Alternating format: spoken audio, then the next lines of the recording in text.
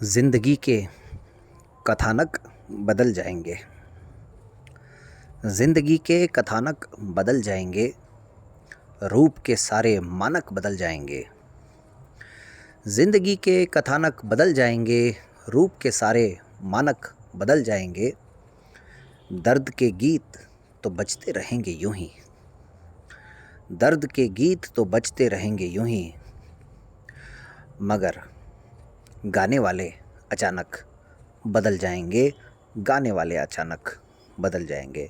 जनाब अज़हर इकबाल की इन पंक्तियों के साथ नमस्ते रिकॉर्डिंग क्लब। आज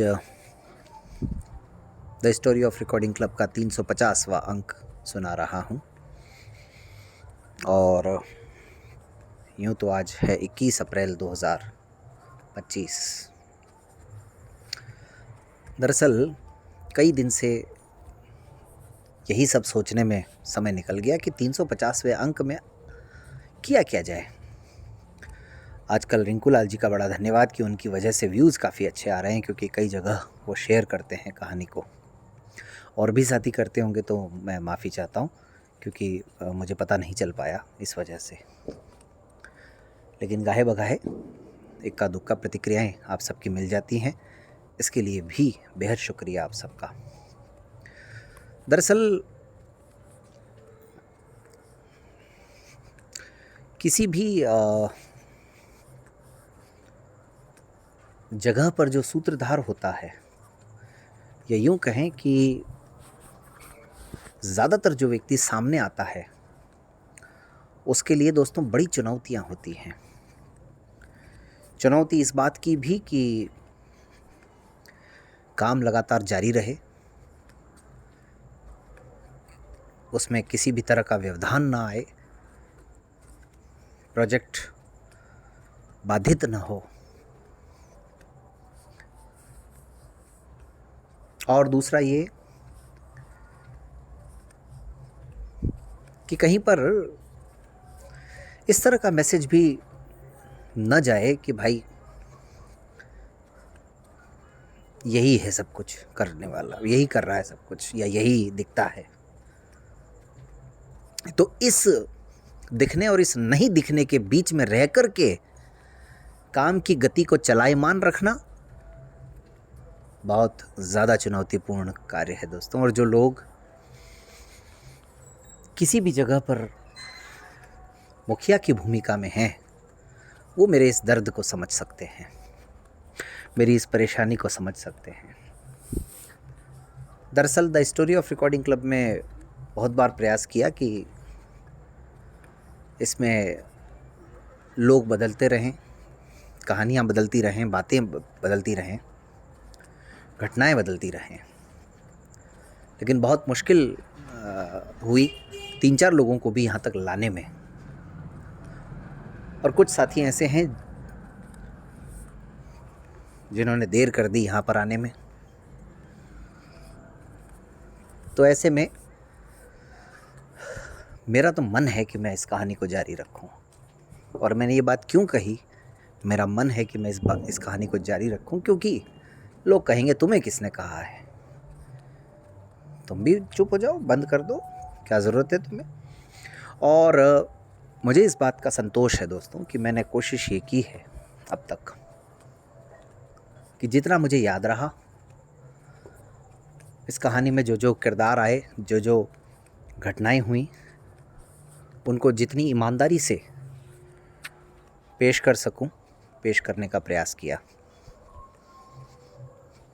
लेकिन फिर भी न चाहते हुए भी कहीं कहीं मुझे व्यक्तिगत होना पड़ा था शुरू में, वो भी शुरू के 27 एपिसोड तक ही। अदरवाइज़ कोशिश यही रही कि इस रिकॉर्डिंग के प्रोजेक्ट से संबंधित, इस रिकॉर्डिंग रोटरी क्लब से लेकर के रिकॉर्डिंग क्लब तक का जो ये सफ़र है, ये आखिर कैसे तय हुआ, और उस सफ़र के तय होने के बाद आगे घटनाएं कैसे आगे बढ़ी। क्योंकि संगठन बनना ही सब कुछ नहीं होता है, संगठन बनने के बाद उसमें निरंतरता, उसमें विविधता, उसमें गतिशीलता, उसमें परिवर्तनशीलता, ये सब कुछ बहुत ज़रूरी होता है। और इसीलिए 9 वर्ष की ये जो यात्रा है, इसमें कहानियाँ ना हो, इसमें घटनाएं ना हो, इसमें लोगों का महत्वपूर्ण योगदान ना हो, ऐसा तो हो ही नहीं सकता है। और इसीलिए the story of recording club जारी है। और मैं फिर भी प्रयास करता रहूँगा कि बीच बीच में कुछ और लोग आएं, लेकिन जब तक ना आए, अब लोगों के लिए भी चुनौतीपूर्ण है कि इस अप्रैल महीने में बहुत कोशिश करके भी मैं कम से कम आज 16वीं कहानी रिकॉर्ड कर रहा हूँ। यानी 21 में से 16 दिन मैं कहानी लेके आया हूँ। चाहता तो पूरे 21 दिन था। और मेरा अपने आप से ये संघर्ष भी जारी है कि मुझे बराबरी पर आना है। लेकिन जो दूसरा व्यक्ति अगर आएगा, ज़रूरी नहीं है कि वो इतना समय निकाल पाए, ज़रूरी नहीं है कि उसके अंदर ये जिजीविषा हो कि वो भी रोज़ाना एक ऑडियो देगा ही देगा, और ज़रूरी नहीं है कि उसके पास कहने के लिए इतनी सारी बातें भी हों। तो इन सब को भी आपको ध्यान में रखना है। तो बहुत सोचने के बाद कि आज 350वें अंक में क्या बोलना है, मैंने जो 2020 की घटनाएं हैं उनको फ़िलहाल साइड में रखा और अपने मन की बात आप सबको कही। हाँ, वो बात एक अलग है कि आप इसको कितना समझते हैं। इसीलिए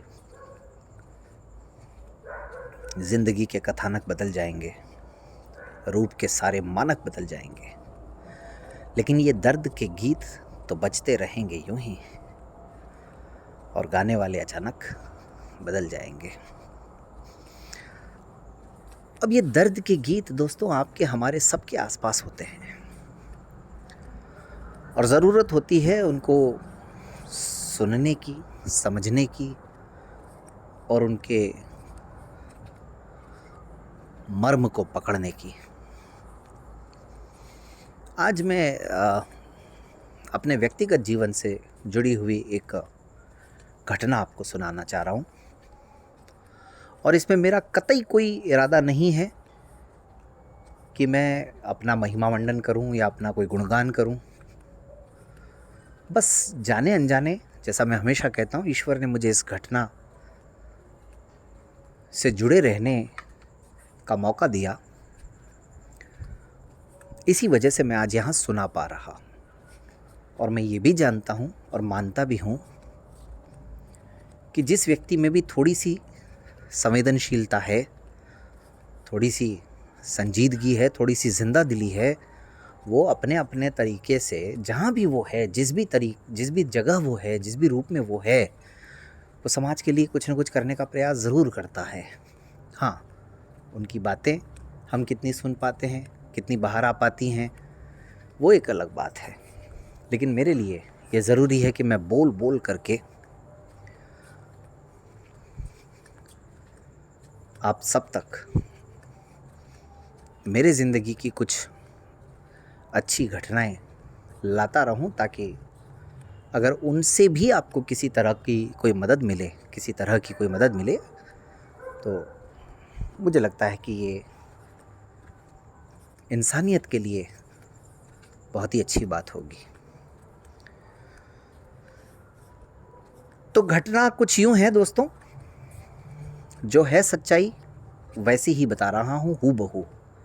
इसीलिए मैंने कहा कि इसमें मेरा कोई योगदान नहीं है, मेरे साथ बस चीज़ें होती चली गई, ये एक अच्छी बात है।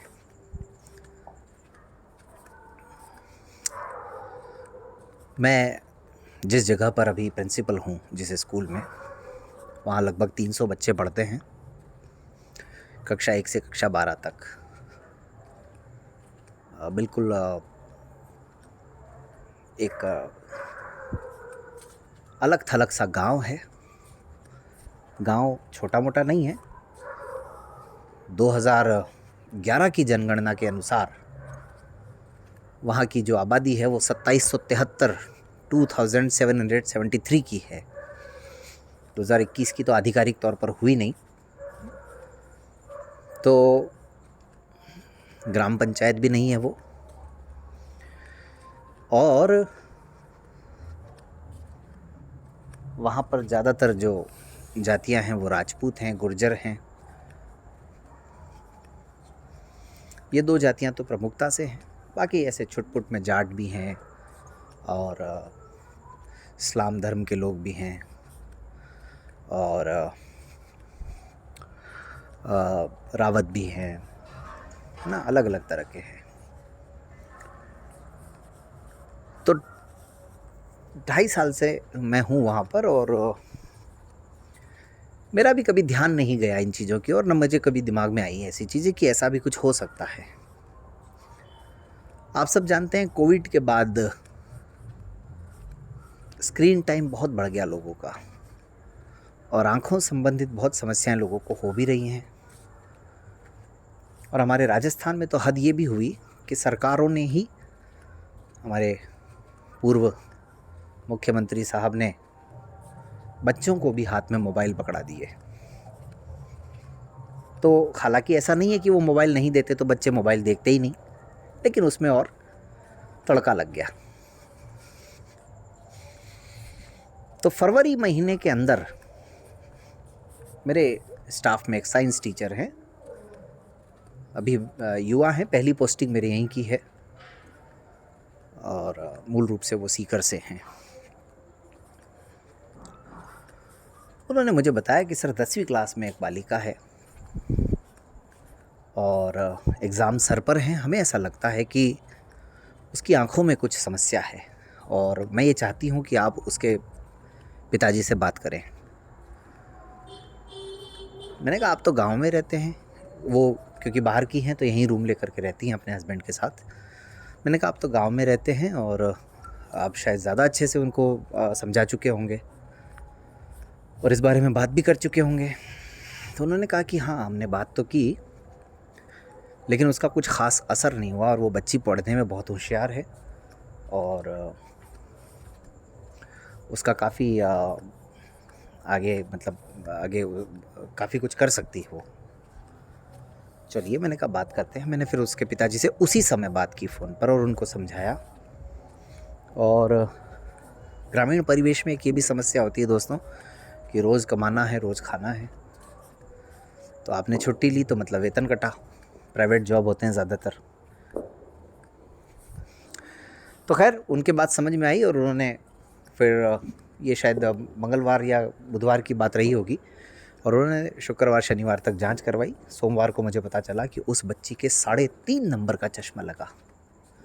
कहाँ तो घर वालों को पता ही नहीं था कि उसके चश्मा भी है, और जब जांच करवाई तो पता चला 3.5 नंबर का चश्मा लगा। और उस बच्ची को आए दिन सर दर्द, आँखों में पानी आना, झुक झुक करके देखना, इस तरह की कई समस्याएं उसको हो रही थी। बहरहाल अब जब ये बात हुई तो अचानक मेरे मुंह से निकला कि यार क्यों ना आँखों का एक कैंप ही लगवा दिया जाए यहाँ। लेकिन बोलने के साथ ही मुझे समझ में आ गया कि एक कैंप लगाने के लिए कितना तामझाम चाहिए होता है, कितनी कुछ समस्याएं होती हैं। मैंने पूछा स्टाफ को ही कि आसपास में हॉस्पिटल कितनी दूर है, पीएचसी, सीएचसी यानी प्राइमरी हेल्थ सेंटर या कम्युनिटी हेल्थ सेंटर कितनी दूर है। तो पता चला काफ़ी दूरी पर है और वहाँ आँखों का डॉक्टर हो इसकी भी संभावना बहुत कम है। और डिस्ट्रिक्ट हेडक्वार्टर से यानी सरकारी अस्पताल से कोई आएगा इसकी भी संभावना भी कम है। और ऐसा उदाहरण भी नहीं मिला कि किसी सरकारी स्कूल में, सरकारी अस्पताल से चिकित्सकों ने आकर के कोई कैंप लगाया। मैं भी 15 साल से गवर्नमेंट जॉब में हूँ, उससे पहले भी चीज़ें समझते थे, तो ऐसा कभी देखने में नहीं आया। तो समझ में आ गया कि ये मामला आसान नहीं है।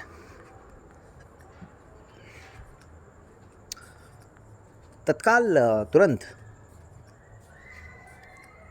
मेरे मन में उस समय ये बात आई और मैंने कहा भी अपने साथियों को कि भाई कोई एनजीओ अगर चाहे तो वो ज़रूर इस तरह का कैंप लगवा सकता है। तो सबने कहा कि ठीक है सर, करिए कोशिश, हम सब आपके साथ हैं। उन्हीं दिनों मैं एक एनजीओ के संपर्क में आया था और मैंने आनंद फानंद में उनको फ़ोन लगा दिया और उस एनजीओ के साथ हमारा संपर्क बड़ा अच्छा रहा। 26 जनवरी से हमारा एक प्रयास चल रहा था इन्वर्टर की बैटरी लेने का, वो सफल हो गया था। तो जब बैटरी आ गई तो हमें लगा कुछ और भी हो सकता है। तुरंत उनसे बात हुई फ़ोन पर, उन्होंने कहा आप अपने लेटर पैड पे लिख के भिजवाइए, व्हाट्सअप कर दीजिए। हमने तुरंत लिखा और व्हाट्सअप किया और 10 दिन के अंदर अंदर अप्रूवल आ गया कि कैंप लगेगा। लेकिन अभी भी चुनौतियाँ वहीं की वहीं थी, क्योंकि किसी भी सरकारी स्कूल में इस तरह का उदाहरण आम तौर पर देखने में नहीं आता है। मैं ये दावा तो नहीं कर रहा कि मेरे यहीं हुआ होगा, हाँ उस गांव में तो खैर पहला उदाहरण था, ये मैं दावा कर सकता हूँ, लेकिन पूरे राजस्थान में मैं नहीं दावा कर सकता। और जो अंध विद्यालय हैं उनके बारे में मैं ज़रूर ये बता सकता हूँ कि वहाँ समय समय पर एनजीओज़ की मदद से कई बार कैंप लगा करते हैं, जहाँ पास वगैरह बनते हैं, बस के पास हों चाहे रेलवे के पास हों, और आँखों की जांच हो और ऑपरेशन के लायक जो बच्चे होते हैं उनके ऑपरेशन की भी बातें होती हैं, चश्मा जिनको लगना होता है, ये सब ब्लाइंड स्कूल्स में मैंने देखा है, खासकर अजमेर में तो देखा ही है। तो अब फिर उनसे बात होती रही, इधर बोर्ड की परीक्षाएं आ गई, 12वीं की क्लास कम हो गई, 10वीं की क्लास भी कम हो गई, 8वीं की क्लास भी कम हो गई। धीरे धीरे बातचीत चलती रही। हमने सोचा जुलाई तक अगर करेंगे तो बहुत देर हो जाएगी, और एक बार जब मामला टल जाता है तो फिर टल ही जाता है। हॉस्पिटल वाले समय नहीं दे रहे थे दरअसल। तो आखिरकार 16 अप्रैल का दिन तय हुआ और 16 अप्रैल को एक निजी आँखों का जो अस्पताल है वहाँ की टीम आई, बाकायदा अपनी मशीनें लेकर के आई। सुबह 9 बजे उस एनजीओ के लोग भी वहाँ पर मौजूद रहे। उनके लिए नाश्ते चाय की व्यवस्था हम सब ने, हमारी स्कूल की ओर से हमने की, और लगभग 200 बच्चों के आँखों की जांच हमने करवाई। और इसका फ़ायदा ये हुआ कि बच्चों की निःशुल्क जांच हुई, और जहां एक बच्ची जिसको हमारे कहने से उसके फादर ने जांच करवाई और उसके चश्मा आया, ये मुद्दा यहीं से शुरू हुआ था कि अगर कैंप लगे तो और बच्चे निकलेंगे ज़रूर, क्योंकि गांव में कहाँ कोई इतना ध्यान देता है। आजकल शहरों में तो प्राइवेट स्कूल में आप चले जाओ, आधी क्लास को चश्मा मिल जाएगा। तो उस दिन 16 अप्रैल को 5वीं 8वीं 10वीं 12वीं क्लासों के नहीं होने की वजह से लगभग 126 तो स्कूल के बच्चे और लगभग 30-40 गांव के लोगों की जांच हुई आंखों की, तो जिनमें से 10-12 गांव के लोगों को ऑपरेशन करवाने की नौबत आई है, और हमारे 126 में से 22 बच्चों के चश्मा लगा, यानी उनके नंबर आया। किसी के 25, किसी के 050, किसी के 1.25, किसी के 1.50, किसी के 2.25, इस तरह से अलग अलग, किसी के माइनस, किसी के प्लस। तो कम से कम 22 बच्चों के लगा, और तुरंत हमने उनके पेरेंट्स को इन्फॉर्म किया। और इतना ही नहीं, उस एनजीओ से रिक्वेस्ट करके उन 22 बच्चों के लिए तो कम से कम चश्मे की भी व्यवस्था हमने करवाई है। और जो बच्चे रह गए थे, चाहे वो 5वीं 8वीं 10वीं 12वीं के हों, चाहे पहली से तीसरी क्लास के बच्चे हों, उनके लिए परसों यानी 24 तारीख को, 24 अप्रैल को फिर से हम कैंप लगा रहे हैं जो रह गए थे उनके लिए। तो मुझे इस बात का बहुत संतोष है कि मेरे स्टाफ ने जिस बात की ओर ध्यान आकृष्ट कराया, और उसके बाद हमने पहल की। और बड़ा मुश्किल था, लाइट की भी कटौती रहती है गांव में 10 बजे तक, और उसके बाद में लाइट की भी व्यवस्था हुई और गांव वाले भी खुश हुए, और एक बड़ा पॉजिटिव रिस्पांस गया। क्योंकि जिसके पैर न फटी पिवाई सो क्या जाने पीर पर आई। आप लोग समझ गए होंगे। हम लोग जानते हैं कि आँखों की कीमत क्या है। इसीलिए मुझे ऐसा लगा जाने अनजाने एक अच्छा काम हुआ और ये मुझे बताने का इरादा था, इसीलिए आज हट कर के कहानी से ये बातें आप सबके साथ की हैं। आम तौर पर बड़ा मुश्किल होता है दोस्तों, सरकारी सिस्टम में रह कर के किसी मतलब संरचनात्मक काम करना बड़ा मुश्किल हो जाता है। उसका कारण ये है कि एक हमारी मानसिकता है कि भाई हमारी ड्यूटी का टाइम अगर 5 बजे तक का है तो हम 5 बजे के बाद 1 मिनट भी काम ना करें। तो ऐसे में कुछ लोग तो समझते हैं कि नहीं, विद्यालय के लिए अगर एक दिन देना भी पड़े तो क्या बुराई है। और कई बार कुछ लोगों को समझाने में थोड़ी मुश्किल हो जाती है। तो उस दिन भी सुबह करीब मैं जिन लोगों को लेकर के जाना था अपनी गाड़ी से, उनको ले गया 8 बजे और 3 बजे सब कुछ बंद करवाने के बाद मेरे स्टाफ की तरफ से मैं ही अंतिम व्यक्ति था वहाँ से निकलने वाला। और शायद वही बात जो मैंने आपको कही थी शुरू में कि एक मुखिया के लिए बड़ा चुनौतीपूर्ण होता है, वो ज़्यादा काम करे तो लोगों को लगता है कि यही ये छाया हुआ है, और वो ना करे तो उसे खुद ये पीड़ा सताती है, उसे खुद ये चिंता होती है कि संगठन का क्या होगा, संस्था का क्या होगा, संस्था चलेगी कैसे। और जिस विद्यालय में हूँ मैं, वहाँ पर सरकारी व्यवस्था ऐसी है कि प्रिंसिपल भी मुखिया ही होता है।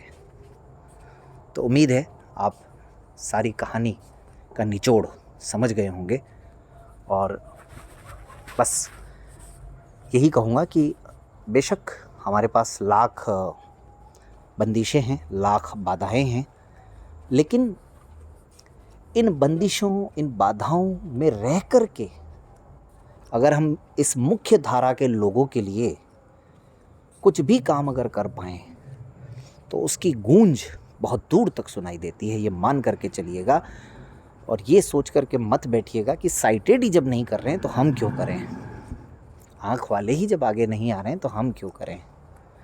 जितना हो सके उतना टांग अड़ाइए, अपना पैर पसारिए, फैलाइए, अपनी चादर चाहे लंबी हो चाहे ना हो, जो काम नहीं भी कर सकते हैं वो करने की कोशिश कीजिए। तब जाकर के हम कुछ हद तक, फिर भी बहुत हज़ारों साल लग जाएंगे शायद, तब ये भेदभाव ख़त्म होगा दिव्यांग और गैर दिव्यांग का। लेकिन फिर भी कुछ हद तक हम भी सीना तान करके समाज के साथ खड़े हो पाएंगे। बहुत बहुत धन्यवाद। अगर आपको बोर किया हो तो उसके लिए मैं माफ़ी चाहता हूँ। नमस्ते।